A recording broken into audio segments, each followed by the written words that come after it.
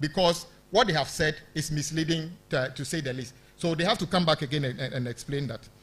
The transformational infrastructure vision of President Mahama from 2025 will be anchored on the rollout of a $10 billion dollar big push policy. The 24-hour economy policy of the NDC will require efficient and effective infrastructure delivery delivered at the value that is meant to be what Ghanaians expect to do. So further, in furtherance of this, these policies will, one, embark on a $10 billion accelerated infrastructure plan to drive job creation and prioritize the completion of uncompleted and abandoned government infrastructure projects across the country. Revamp the Ghana Infrastructure Investment Fund to undertake strategic self-financing project for jobs and national transformation. As I already said, this fund was set up by President Mahama. Part of Terminal 3 at Kotoka International Airport, we paid from the Ghana Infrastructure Investment Fund. As we know, that fund is collapsed, and what they have done in recent times is to pay $2 million to SkyTrain and $2.5 million on the botched contract on the Accra-Tema motorway by Motor Angels. Just this last week, I'm told that Motor Angels is saying that nobody paid them $2.5 million for that contract. The question is, the Auditor General said $2.5 million was paid. So if Motor Angels did not receive the $2.5 million, where is the $2.5 million? We'll get to that answer later. The whole airport and others have been created. The other projects which will be done within that period with the Tamale, any surrounding catchment areas will have the projects that are captured under the big push.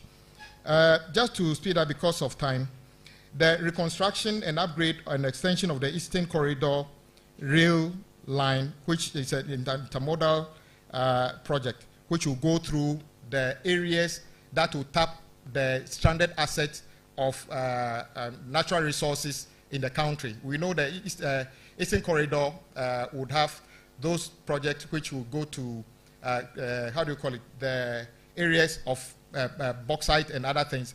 But on the Western Corridor would also have projects all the way from Takoradi all the way to the northern part of the country with the border with Burkina Faso. The details of why we want to do this will come out in another presentation, but I can give you an example. Currently, Burkina Faso is a landlocked country and claim most of their goods from Tema.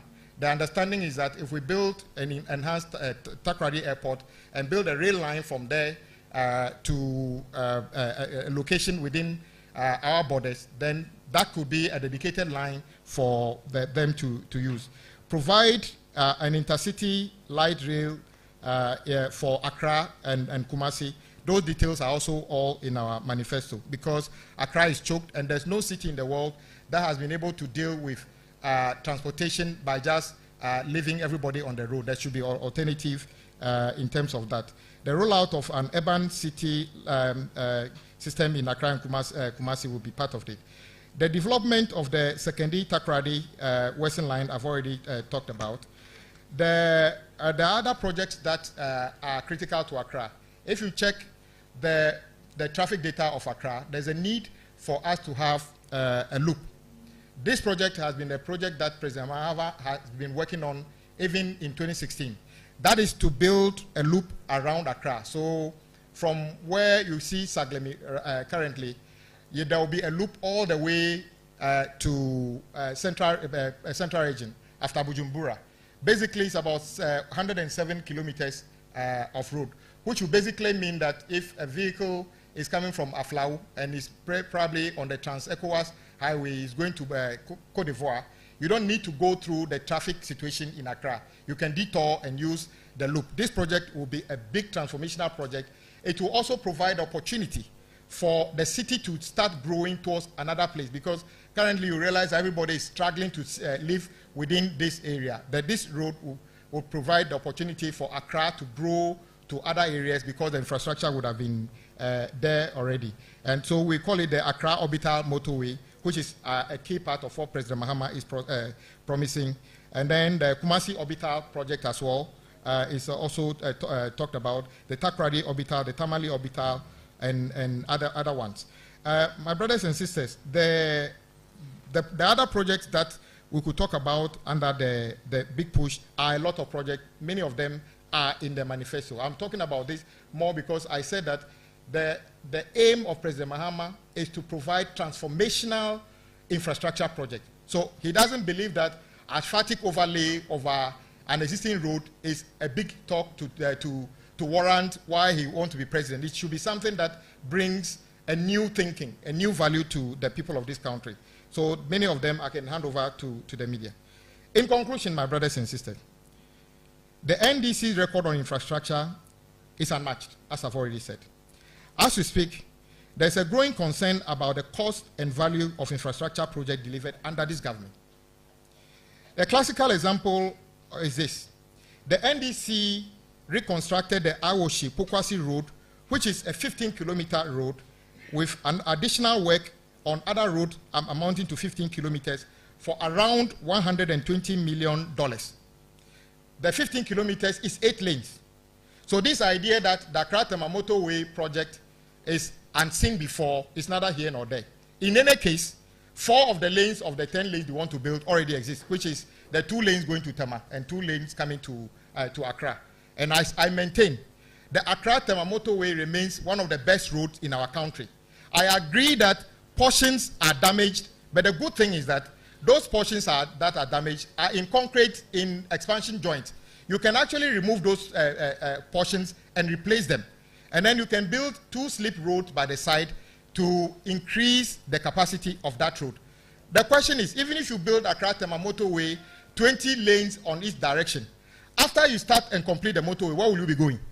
You still enter the traffic. So the solution is not to only increase the capacity on the motorway, the solution is to do deep thinking and to have the linkages that actually spread the traffic.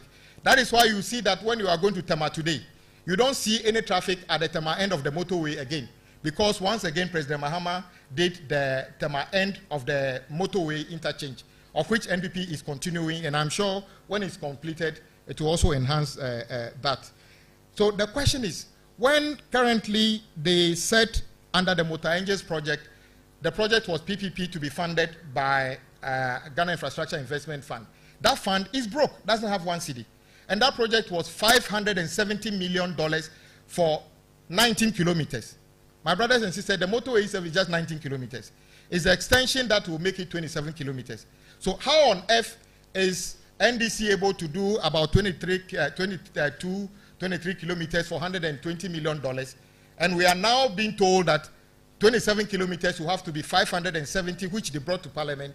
What we approved is about $338 million. But government is saying on the day of the so-called sword cutting that the project will be $660 million. Somebody is not telling us the truth. Somebody wants to take our money. In any case, if the project was 570 million under PPP, i.e., Motor Angels was supposed to borrow money, pay interest. Now that Motor Angels is out of the project, ask yourself, if government of Ghana is the one paying for the project, why is it still 570 million, now moving to 660 million? I call on the government to immediately tell the public why the same project under PPP is costing the same amount of money when Ghana government is the sole funder of the project now. The Accra-Tema Motorway is not a PPP. It is a direct government contract. The contractor is only constructing. The contractor is not a developer funding the project. So once again, if you don't open our eyes, the NPP will take $570 million and give us something that is worth $200 million. We've seen it before and we will need to work on this. My brothers and sisters, in conclusion, the motorway itself is in a condition that needed to be improved. But I don't believe this is the best way to do it. I've already talked about our record on schools and education, our record on health, our record on ports, our record on healthcare and everything. There's no record in this country under the 8 years of President Mahama and Bawumia that can match President Mahama's record on infrastructure, cutting-edge infrastructure, at the time that you can get value for ourselves. That is why I said that the entire budget of President Mahama in 2016 was 50 billion. Today, as we speak, the indebtedness in the road sector alone is 100 billion Ghana cedis. The road sector alone, 100 billion.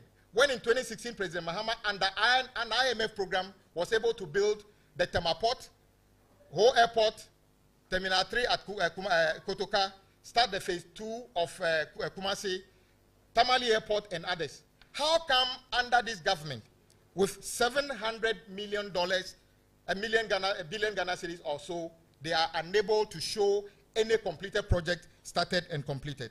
To conclude, fellow citizens, a vote for President Mahama is a vote for transformational infrastructure with enhanced value for money.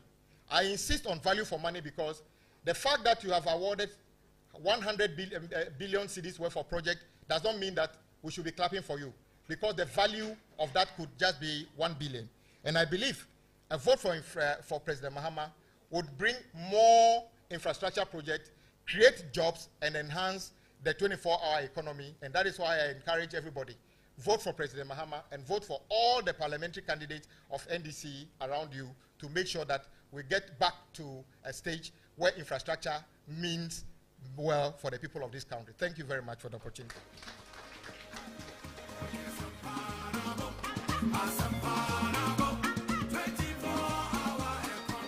All right, another round of applause for the Minority Chief Whip.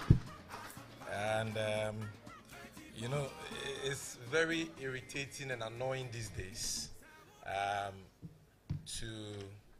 when you look at what is happening around us. And that is why, even in discussing our manifesto, it is important that we do so within the context and against the background of the plutocracy going on, the lack of value for money going on, and how this government is shortchanging the people of this country. And they change the new paradigm shift that John Dramani Mahama and the NDC are promising. And that is why you saw Honorable Lagboja do that comparison. But just for those watching who would want to know some of the specific road projects, he may not have mentioned it, but it is in the script. We're going to share that with you, and we trust that through your platforms, the people of Ghana will get to know. But just a few of them. The Yendi, Sang, and surrounding catchment area roads will be done under the next John Mahama NDC government. The Sogakope transboundary system and the Peve and Hohoi systems will also be done.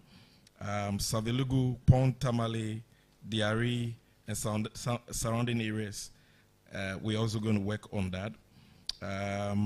In terms of road projects, we've spoken about the 3-carriage Golden Triangle. That is Accra, Tema, Takoradi, Techiman, what we call the A3T highway. He's already spoken about the Golden Orbital Motorway, which is a novel intervention in the road sector.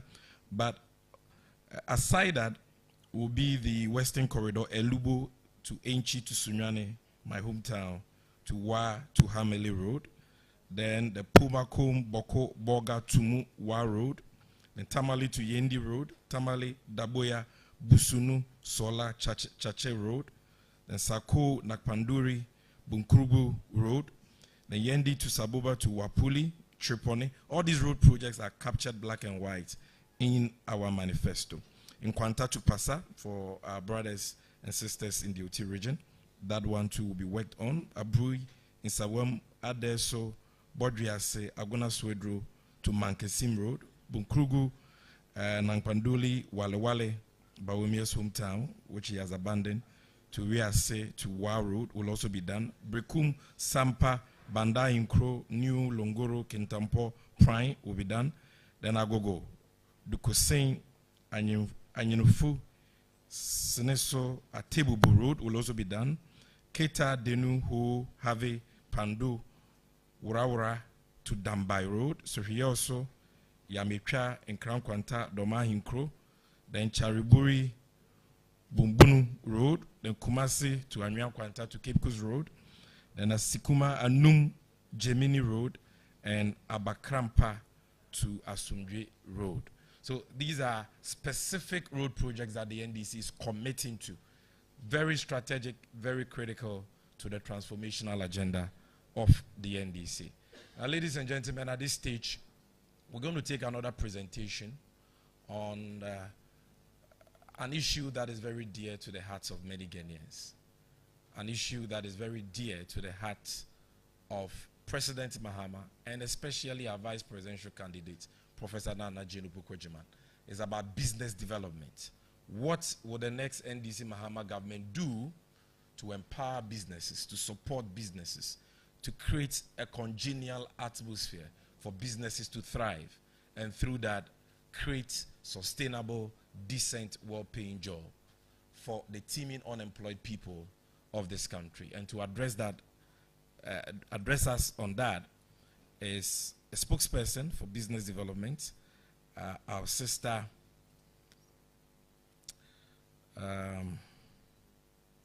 Hajia Sajida Shiraz. A round of applause for her.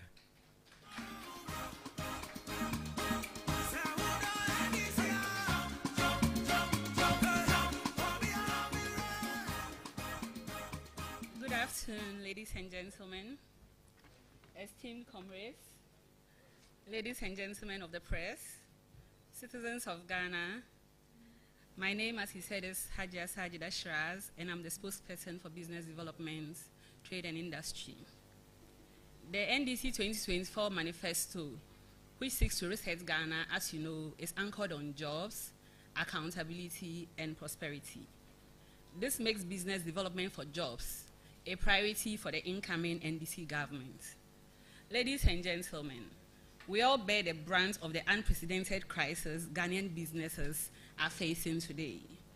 We've seen the impact of the obnoxious taxation, the steep exchange rate, depreciation, the high interest rates, import duties and utility tariffs has had on Ghanaian livelihoods, businesses and jobs. The expropriation of the investment proceeds of Ghanaian businesses under the NPP debt restructuring program, for instance, has led to the collapse of several Ghanaian businesses and caused significant job losses and despair. We've also seen the relocation of multiple multinational companies to neighboring countries. Ladies and gentlemen, we see this and we live this. And as we say,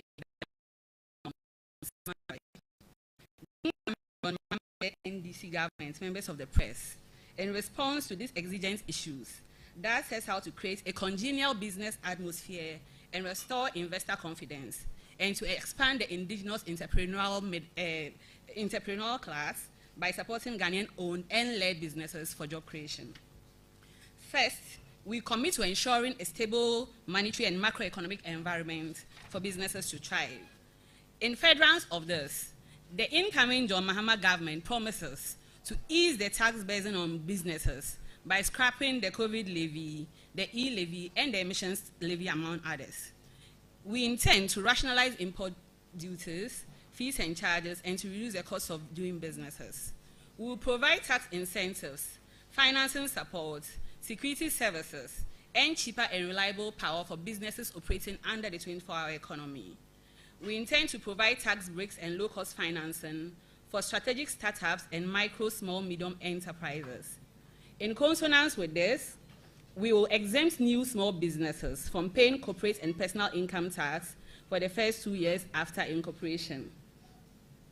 We also intend to provide agro-production support services for MSMEs by linking them to our agro-industrial zones, and we intend to enhance the role of Exim Bank in financing non-traditional exports and international trade generally. To promote the production and consumption of made-in-Ghana goods, fellow citizens, we implement a made-in-Ghana agenda. Under this initiative, we will leverage government spending power for the procurement of made-in-Ghana goods and undertake public education campaigns to reorient Ghanaians to patronize made-in-Ghana products. We will also launch an Export Ghana policy to expand access to markets for made-in-Ghana goods under the African Continental Free Trade Area Agreement regime and other external trade programs. Under our Export Ghana policy, ladies and gentlemen, we will promote quality assurance standards and strategic partnerships and networking to enhance the competitiveness of made-in-Ghana products on the international market. We will also diversify Ghanaian exports by expanding our export offerings promoting strategic products, and ensuring value addition. To mitigate gendered barriers to entrepreneurship for Ghanaian women, our running mate has spoken extensively on this. We'll establish a women's development bank to support women-owned and women-led businesses with low-interest loans and other tailored financial services on very flexible terms. We intend to implement the Ejumawura program, and this is a special business startup policy aimed at facilitating the creation, tracking, and mentoring of a minimum of 10,000 businesses annually, with a special focus on young people. Through our national apprenticeship program, ladies and gentlemen, we will provide free technical and vocational training for young people in various crafts, and in addition to certification, we will support these apprentices with startup capital and equipment to set up their businesses. Many of us young people sitting here would identify with this program. Fellow citizens, the next NDC government would also implement comprehensive and far-reaching reforms under our Ghana Framework for Industrialization, Revitalization, Support and Transformation, which we call Ghana First flagship program. Under our Ghana First program, we will accelerate manufacturing growth for economic development and jobs. We will empower trade to drive national prosperity. We will promote exports to expand global market reach, and will structure and formalize the informal economy for sustainable economic development and to enhance the business environment for seamless operations. Friends, ladies and gentlemen of the media, in addition to all of these, we will review the Customs Amendment Act to scrap the law banning the importation of salvage vehicles to save the local automotive industries at Swami Magazine, Kokompe, Abosokai, among others, from collapse. We will leverage green technologies for entrepreneurship by promoting the assembly and use of electric vehicles and clean energy for commercial and residential use. We will reduce bureaucracies, promote transparency, simplify administrative and regulatory processes, and uphold the rule of law to create a friendly investment climate. We will promote capacity building in entrepreneurship to enhance the management and profitability of businesses in Ghana, and we intend to revitalize business development centers in all districts in Ghana to support local business development and growth. Friends of the media, the next NDC government recognizes the significance of the private sector in job creation and will leverage private sector expertise and investments to, and please, for those listening, these are investment opportunities for you to pay attention to. We will leverage private sector expertise and investments to, one, promote technology-based businesses such as app development, e-commerce platforms, fintech, and other digital services. We will establish strategic organic waste processing plants for energy and fertilizer production in partnership with the private sector. We will set up manufacturing units for consumer goods, textiles, and building materials, and we will facilitate the manufacturing of simple and power tools. And finally, would enhance transportation and logistics services within the country and sub-region. There are many other identified business opportunities you can get if you peruse our manifesto. Ladies and gentlemen, we would also facilitate investment opportunities and create platforms for diaspora communities to contribute their expertise to local projects and enhance economic growth and faster sustainable development initiatives. We will facilitate and catalyze foreign direct investments by streamlining regulatory regimes, ensuring a stable macroeconomic environment, and broadly improving the ease of doing businesses. The policies presented to you, ladies and gentlemen, are by no means exhaustive, and I would entreat all of us to engage with the full 2024 manifesto on resetting Ghana to read how the incoming NDC government proposes to improve the business ecosystem. Permit me, however, to summarize and re-echo what President John Dramani Mahama makes as commitment to the Ghanaian people under the business development sector. President John Mahama promises that under his government, businesses will thrive. He guarantees that every Ghanaian, regardless of age, ethnicity, religion, or how they vote, and this is important, will have a fair access to public support services. He promises that under his government, women who are the backbone and nurturers of our economy will have access to financing, and he pledges that there's great opportunity for private enterprise growth, and that if you can conceive it, the next government under his leadership will help you to achieve it. Assalamu alaikum. Thank you very much. Wow. She said that President Mahama promises that under his leadership, businesses will thrive. That is very profound, because businesses are suffocating under the yoke of the bad policies and the excessive taxation that they've been subjected to by this insensitive Akufo-Addo Bawumia government. And so President Mahama is promising something totally different. And that is what I see. And for me, what got my attention, which is worth highlighting over and over again, are the crippling, draconian taxes that John Mahama is coming to abolish. COVID levy, there hasn't been much talk about that, but we need to amplify it. Ghana is the only country in the world today charging its citizens COVID-19 levy, almost 2 years after COVID has subsided. And President Mahama is saying that that is unacceptable. He's coming to scrap it. The e-levy too will be scrapped. And forget about the fact that someone too is promising to scrap it. If President Mahama had the power to scrap it today, he wouldn't defer it because he needs a manifesto, or because he will not have anything to do tomorrow if he scraps it. If President Mahama had the power, he would have scrapped it today. That is something that is worth noting. So emissions levy, e-levy, COVID levy, betting levy, and more importantly, the reforms she spoke about, of the VAT, very important. We want to exempt micro and small businesses from paying VAT. We want to abolish the 3% VAT flat rate and introduce a standard uniform VAT, administration system.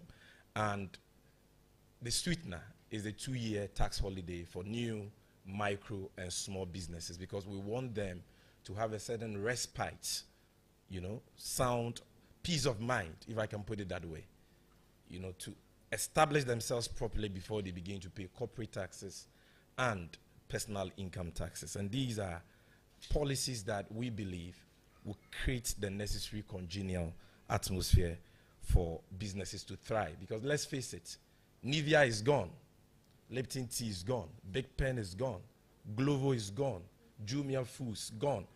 All these businesses are leaving Ghana, and they are not going to the United States of America. No, they are not going to first world countries. They are leaving to Nigeria. They are leaving to Cote d'Ivoire. They are leaving to next door Togo. That should tell you that Ghana has lost its place of pride as a preferred destination for FDI and business investments. And that is what John Mahama and the NDC are promising to bring back. And finally, to emphasize that the Women's Development Bank is something that we will need you, the media, to trumpet. First of its kind, a clear game changer that is going to ensure that Ghanaian women are able to rise again. And for me, the catch there is that all the workers will be women. It's important that we stress that. Shamima is very particular about that. The gender people are very particular about that. The bank managers will be women. The tellers, the staff, the board members, in fact, the drivers and security personnel will all be women, because we believe in the capacity of the woman, the Ghanaian woman, to manage, their own affairs. So, with these few words, we thank our sister Sajida for that beautiful presentation on business development.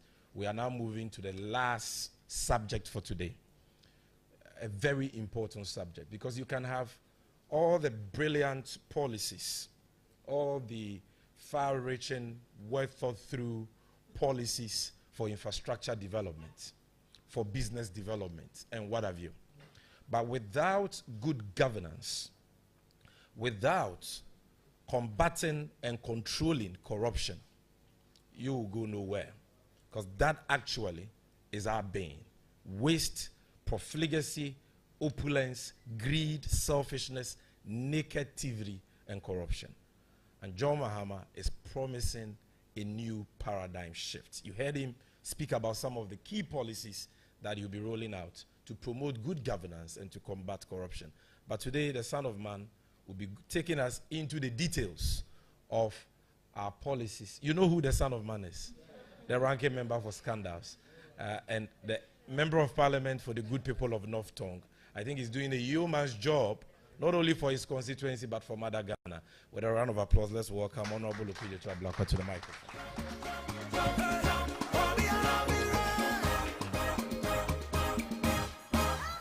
Well, thank you very much, Comrade Sami Jemfi, and let me commend the previous speakers who have very diligently and inspiringly dealt with the manifesto, and how beautiful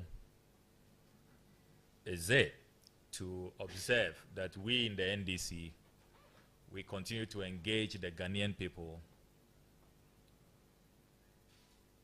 on sound policies.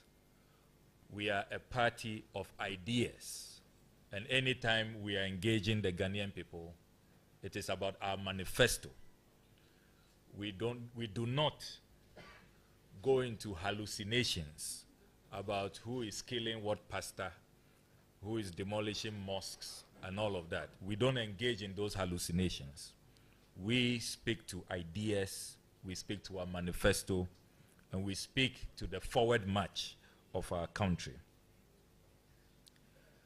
As has been indicated, we are very deliberate in our manifesto about promoting good governance and combating corruption.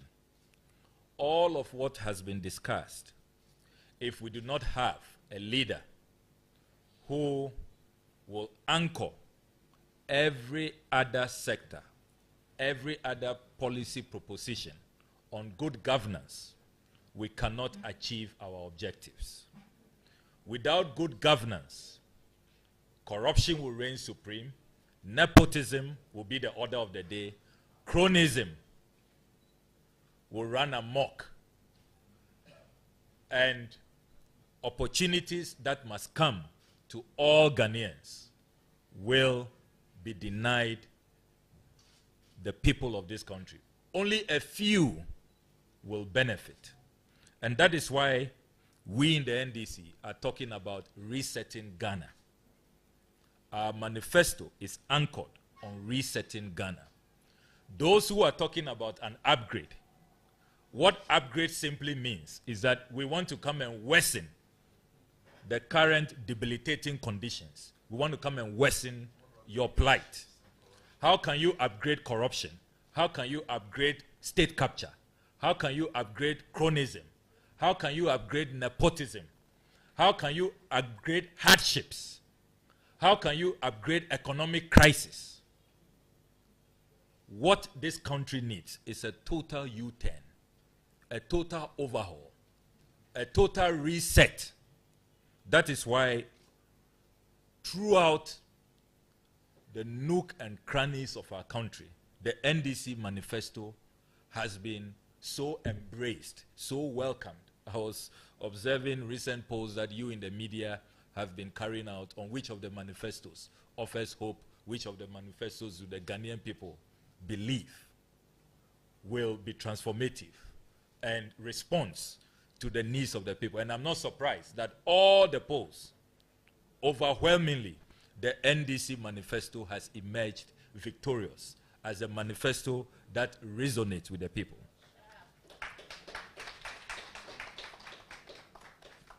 So I'll run through our big ticket items on governance and combating corruption. Number one, key amongst them, constitutional reforms. If you read the NDC Resetting Ghana Manifesto, President Mahama is pledging major constitutional reforms. Fortunately for the NDC, Professor John Evans Atta Mills has done the heavy lifting. God bless his soul. May his soul rest in perfect peace. He set up the Constitution Review Commission. Over 700 pages of work conducted. President Mahama is saying that his mentor's work will not go waste. Remember that before we left office, he set up a Constitution Implementation Committee chaired by Professor E.V.O. Dankwa. Unfortunately, the Akufo-Addo-Bawumia government abandoned constitutional reform. We are saying that we are going to go back to the Constitution Review Commission's report, go back to the Professor E.V.O. Dankwa's Implementation Committee report, and we will implement the recommendations. These proposals will be anchored on reducing the power of the president.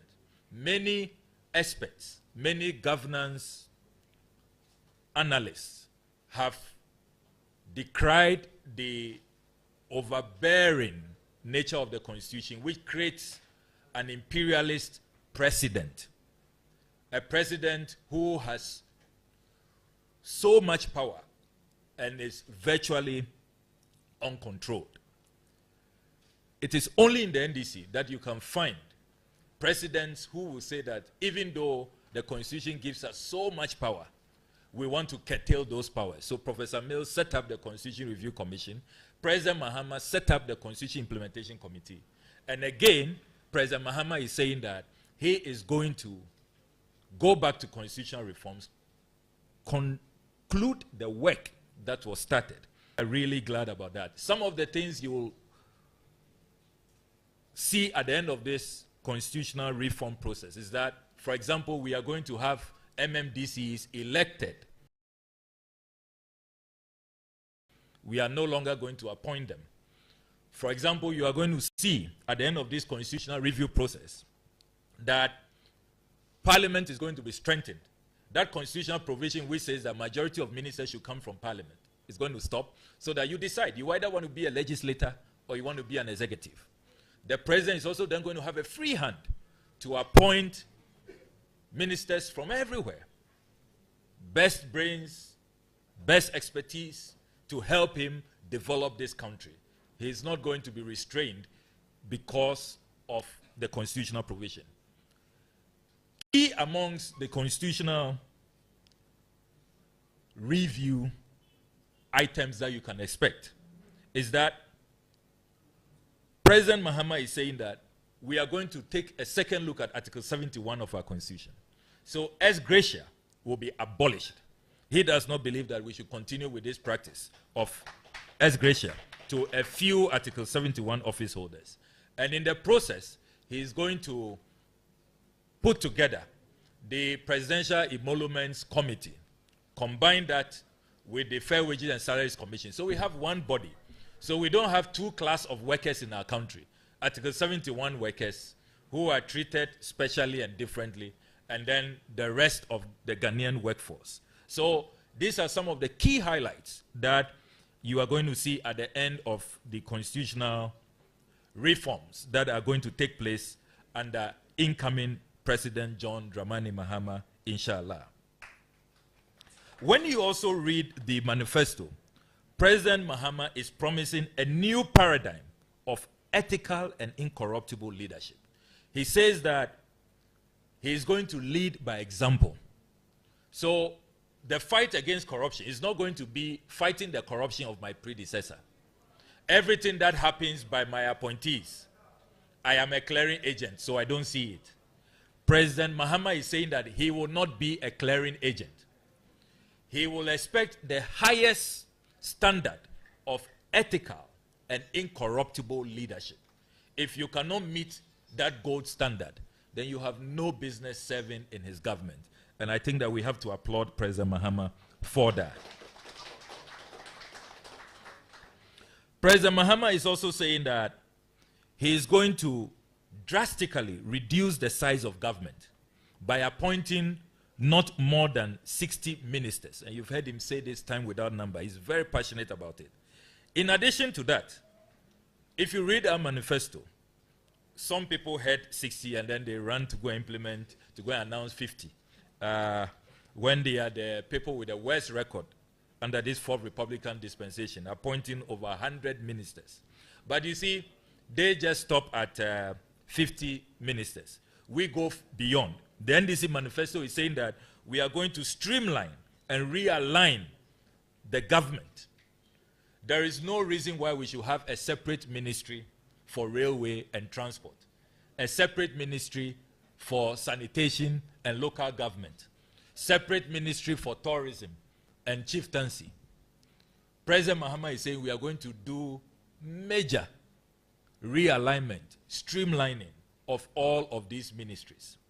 Then in addition to that, he doesn't stop there. The lean and efficient government that President Mahama is talking about. He is also saying that all of these amorphous presidential staffers who have mushroomed overnight, and we have been raising concerns in Parliament, they don't listen to us. As we speak, some of the portfolios of these presidential staffers, when you hear it, you collapse. Ghana is currently paying somebody who calls himself a diaspora church mobilization officer. Can you believe that? He's also a presidential staffer who is mobilizing the churches all over the world. And only Ghana must pay for it. He didn't go to the UN so that we all contribute, you know, so that all governments, all countries will contribute.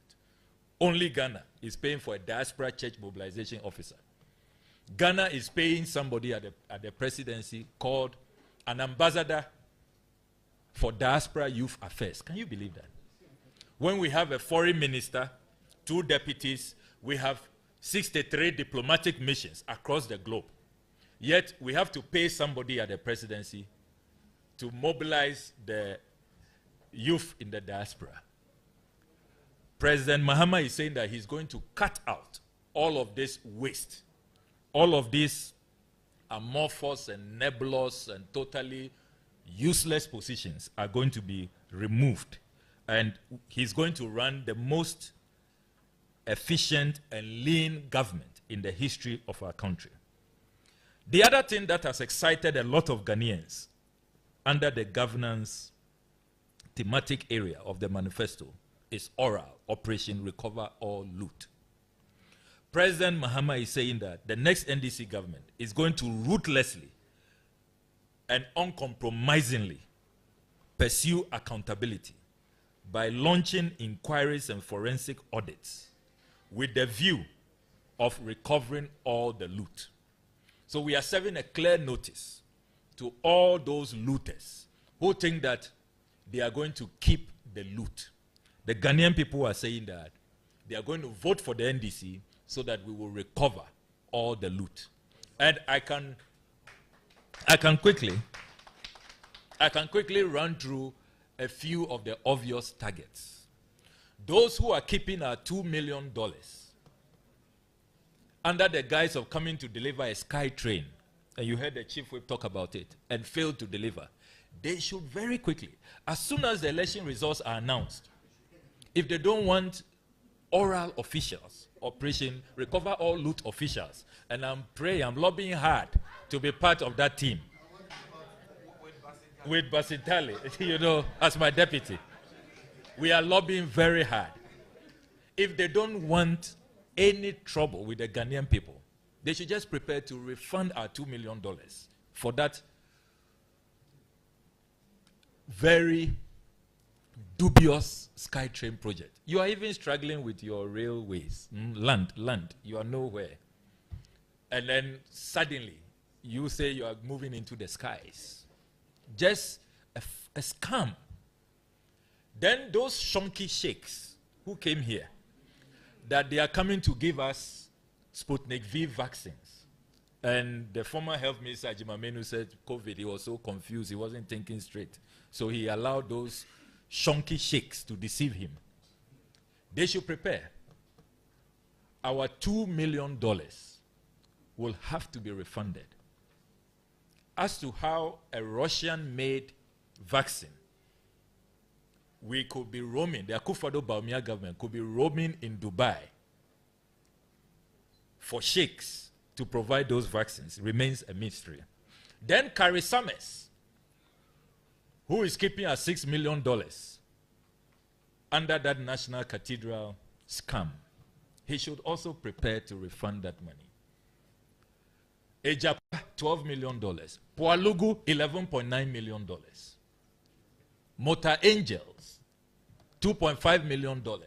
And all of those, SML, the ambulance spare parts, the president's daughters and their business partners and all those people, they should just better, you know, and if they start negotiating now to refund the monies, even before the election, it will really, really help them. We are passionate about Operation Recover or Loot. We mean every part of this. Every single letter has meaning. Don't forget that it will also affect the land looters, those who have engaged in state capture, and I'll be coming to that. We are also pledging that we will launch a forensic audit and an inquiry into the National Cathedral scandal and seek broad consensus on what should happen to what is described now as the world's most expensive pit. We are talking about over 339 million Ghana cedis. That's just our tax monies alone. I have not added what they collected from churches, you know, unsuspecting Christians and others. You know, their US operations and all of just our taxes, $58.1 million, over 339 million Ghana cedis. And all we see, if you read Bishop Dakeward Mills' resignation letter, he said his conscience will not allow him to continue to serve on the board. He has built greater churches for far less than $58.1 million. We have spent $58.1 million, and all he kept seeing is a pit, which I'm told is now described as the world's most expensive pit. There will be a full-scale inquiry.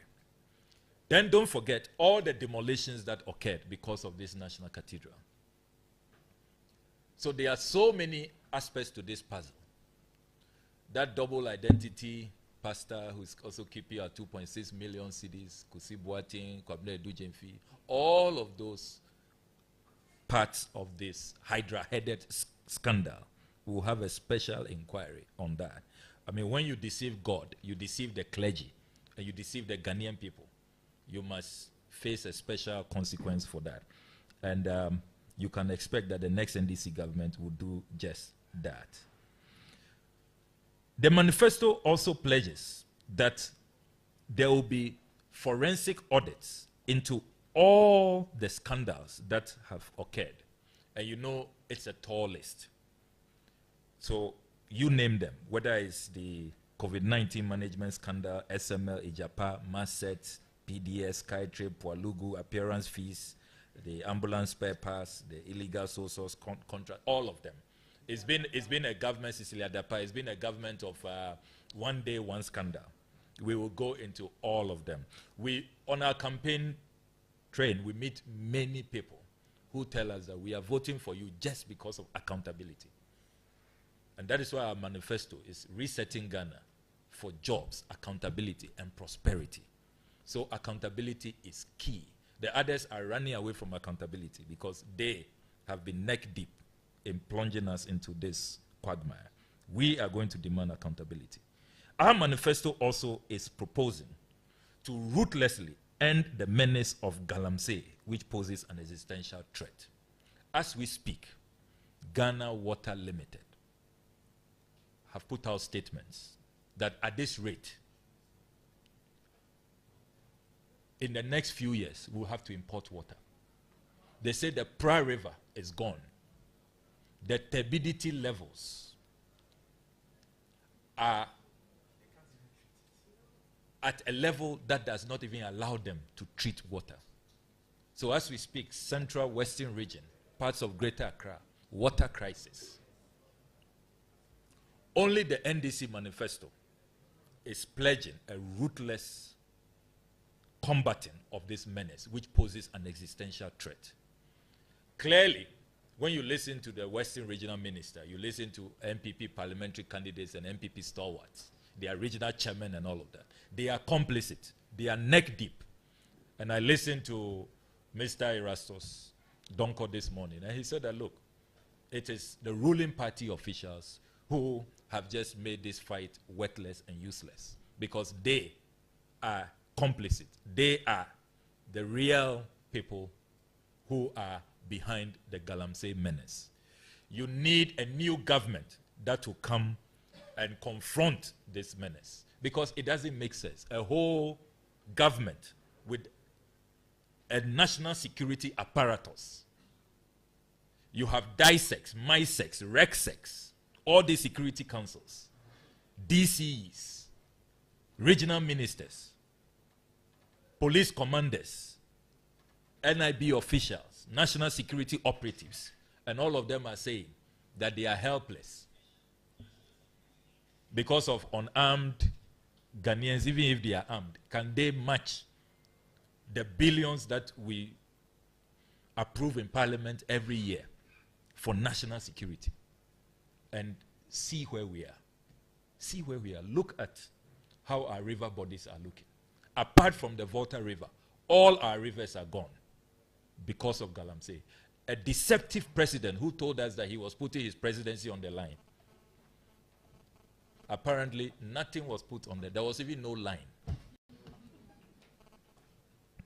The NDC manifesto is also saying that we'll collaborate with the judiciary to establish a special court for persons whom adverse findings have been made against them by the Auditor General and Parliament. This has been a long-standing conundrum. What happens to those who are indicted by the Auditor General, and when they appear before PAC, and PAC also affirms those audit findings? What happens? There has been a lacuna for many years. Nothing really happens and they get away. If we are lucky and there are some, surcharging and retrievals by the Auditor General, then we get something back. The Auditor General, the Attorney General has not been prosecuting. We are saying that we are going to work with the judiciary to establish special courts just to deal with all of these people engaged in malfeasance, engaged in just financial diversions, blatant corruption, which is really bleeding this country. The next NDC government is also saying that we'll introduce legislation to usher in a new era of government scholarships. And I am particularly excited about this because as a former deputy minister for education, working in the tertiary space, I saw how the scholarship regime was uncoordinated. So many scholarship points all over. The presidency has one, under the scholarship secretariat you have the GMPC, you have Cocoa Board, you have Get Fund, and scattered all over the place. We are saying that for the first time in this country's history, we are going to have one legislation to coordinate scholarship, bring all of them in one pool, and align them to national development. Should we be sending people out to go and do some kind of courses? I don't want to offend anybody. How does that really align with our national development? Where should we be? What are our human resource gaps in the next 5 years, the next 10 years, the next 15 years? What should we do? You go to our districts, they tell you critical shortage of various professionals, and yet our national scholarship regime does not align with those needs. But worst of all, ladies and gentlemen, the corruption which has engulfed this country has also taken over scholarships. So you have politically exposed persons, ministers, MPs, government officials, top politicians, fighting with the vulnerable, poor vulnerable people in North Town, in Buprugu Yoyo, in Savlugu, in Adaklu, and elsewhere, why and elsewhere. Brilliant but needy people. Fighting with top politicians, elite, who are so endowed, who have resources. They are grabbing the scholarships for themselves. And we all know the story. One of them is out there campaigning. He didn't even show remorse. He has no shame. Yes. So we are saying that the new law will totally prohibit politically exposed persons. You are not allowed, you can't benefit. If you are a government minister serving under President Mahama, you, your wife, your children cannot benefit. No appointee can benefit from scholarships. We are going to have a law and it will be clear. And they think we don't know what they have introduced. For the first time in this country's history, you have Goro boys around scholarships, where people now have to pay. They come to us always. We get the petitions. We know in Parliament, the Chief Whip is here. We have been petitioned. Goro boys, if you don't pay, how can brilliant but needy people come up with 80,000, 100,000, 120,000 cities?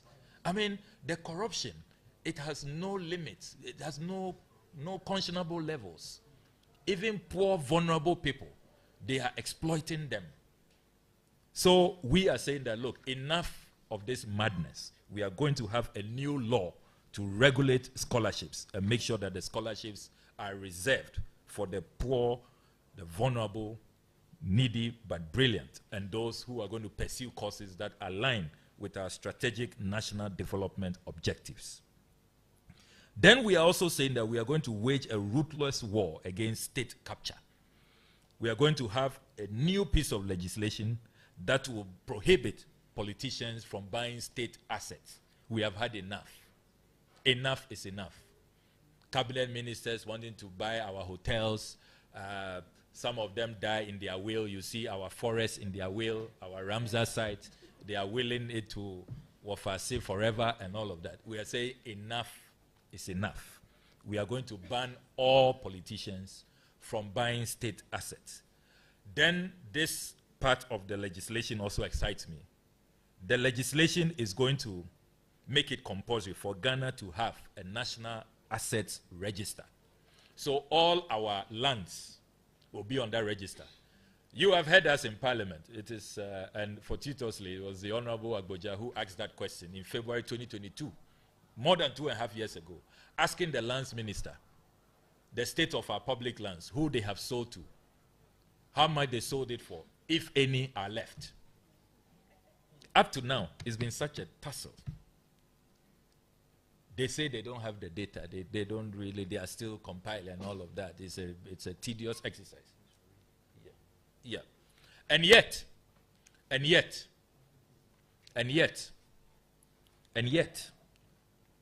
anytime they want to sell, they know where the lands are located to sell. They know where the bungalows are to demolish them and sell the land. We have been asking Works and Housing Minister, how many bungalows do we have in Ghana?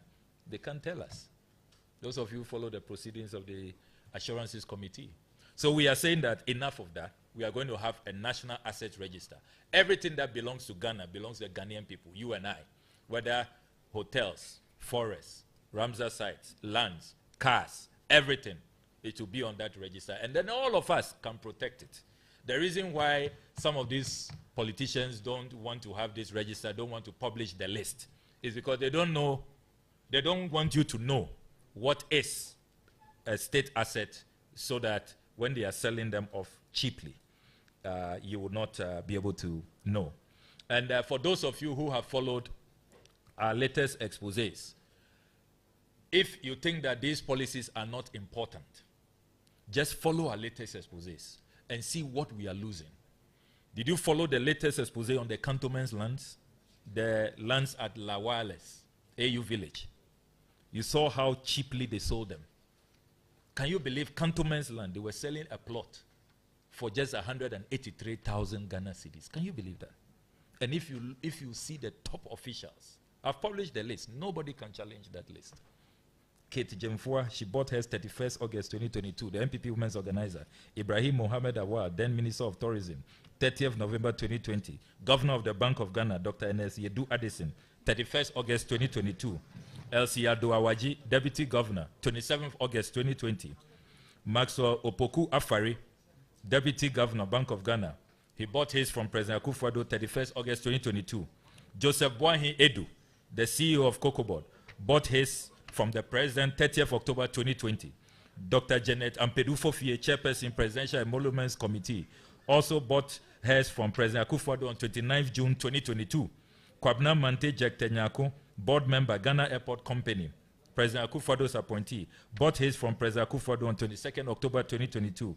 His Excellency Anselm Rasford Ajete Sowa, Ghana's High Commissioner to Canada, also bought his from President Akufo-Addo on 14th October 2020. Anna Asare Odro, former MPP women's organizer, Holland chapter, bought hers from President Akufo-Addo on 25 February 2021. Ken Ofori-Attah's Enterprise Assurance. You know Ken Ofori-Attah doesn't miss out. Enterprise Assurance. Enterprise Life Assurance. Ken Ofori-Attah's Enterprise Life Assurance. 15 December 2023 is when he grabbed his from his cousin. This was a family affair.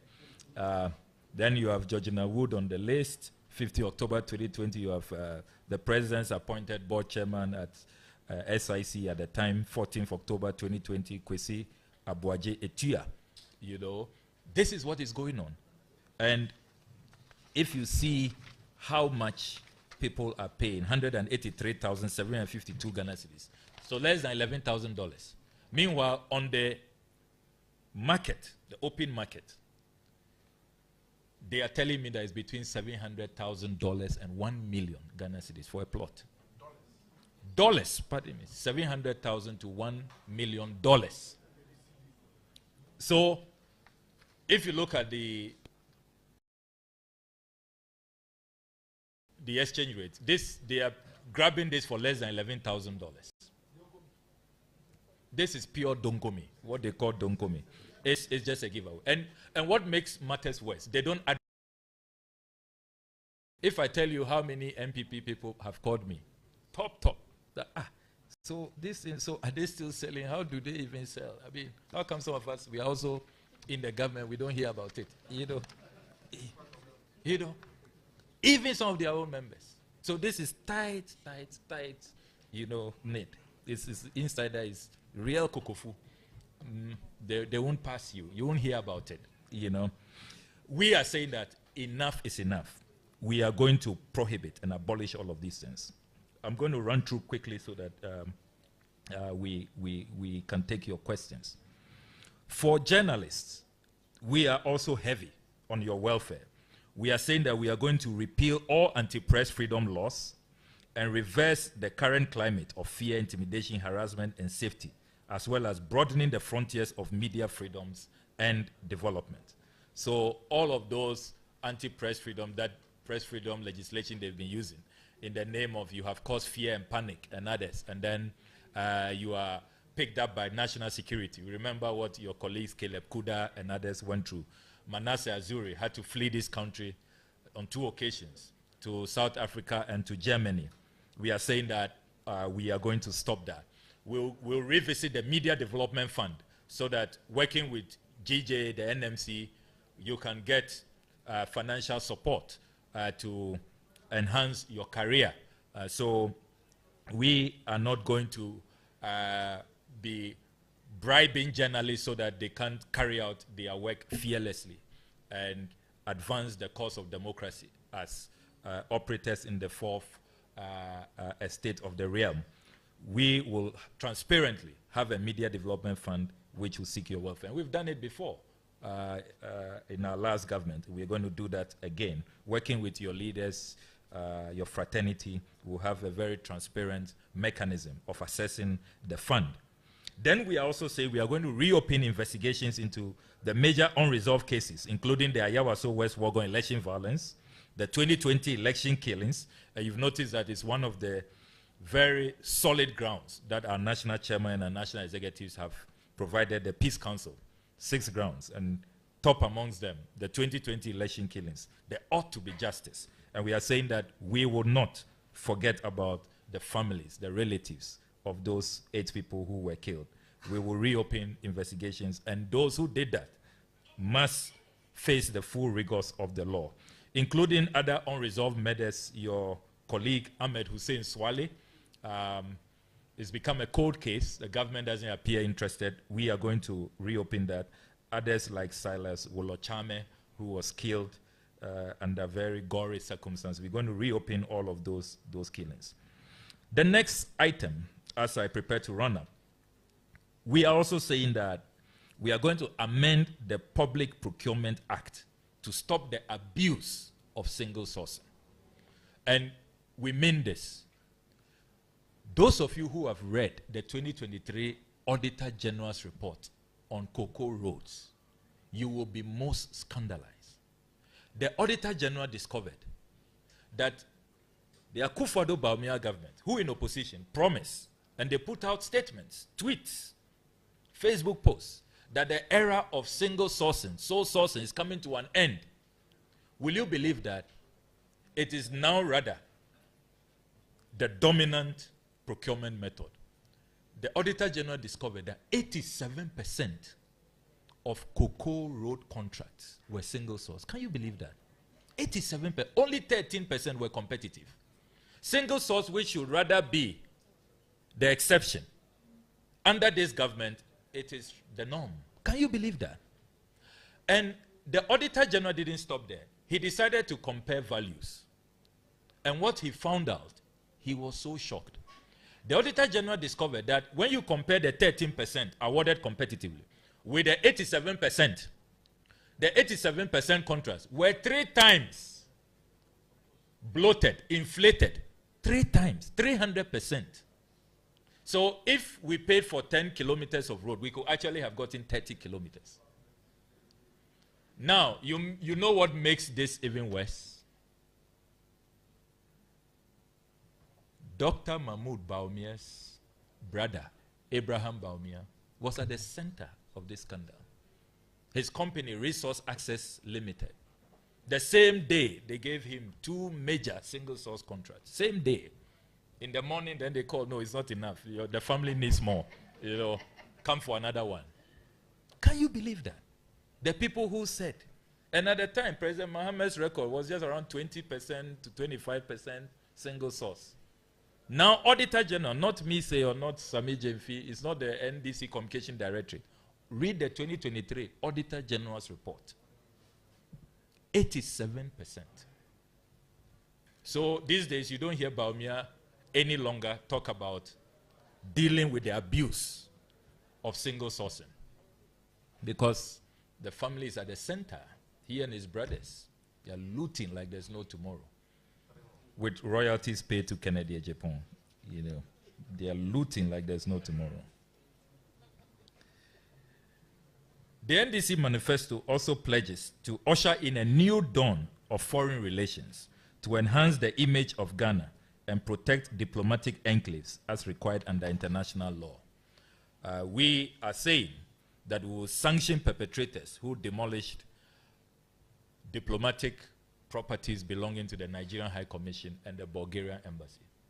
We make a renewed pledge to all diplomats in Ghana that under international law, under the Vienna Convention on Diplomatic Relations, we shall protect their enclaves, and we shall make sure that we pursue a foreign policy that positions Ghana in the Committee of Nations as a friendly nation.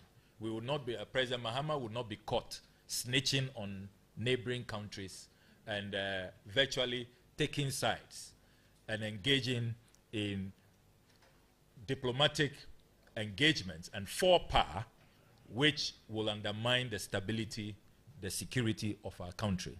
President Mahama would not engage in those diplomatic forepowers we have seen under President Akufo-Addo. And